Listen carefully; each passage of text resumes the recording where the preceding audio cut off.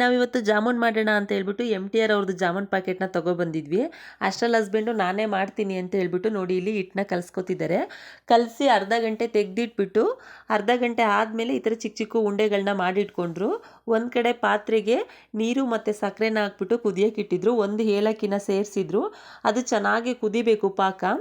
ಇನ್ನೊಂದು ಕಡೆ ಬಾಣಲಿಗೆ ಎಣ್ಣೆನ ಕಾಯಕ್ಕೆ ಇಟ್ಕೊಂಡು ಎಣ್ಣೆ ಚೆನ್ನಾಗಿ ಕಾಯ್ದ ನಾವು ಚಿಕ್ಕ ಚಿಕ್ಕ ಉಂಡೆಗಳನ್ನ ಏನು ಮಾಡ್ಕೊಂಡಿದ್ವಿ ಆ ಉಂಡೆನ ಹಾಕ್ಬಿಟ್ಟು ಮೀಡಿಯಮ್ ಫ್ಲೇಮಲ್ಲಿ ಬೇಯಿಸ್ಕೋಬೇಕು. ತುಂಬ ಹೈ ಫ್ಲೇಮಲ್ಲಿ ಬೇಯಿಸಿದ್ರೆ ಬೇಗ ಕಲರ್ ಬರುತ್ತೆ, ಒಳಗಡೆ ಬೇಯಲ್ಲ. ಅದಕ್ಕಾಗಿ ಮೀಡಿಯಮ್ ಫ್ಲೇಮಲ್ಲಿ ಈ ಥರ ಗೋಲ್ಡನ್ ಬ್ರೌನ್ ಬರೋ ಥರ ಚೆನ್ನಾಗಿ ಬೇಯಿಸ್ಕೊಳ್ಳಿ.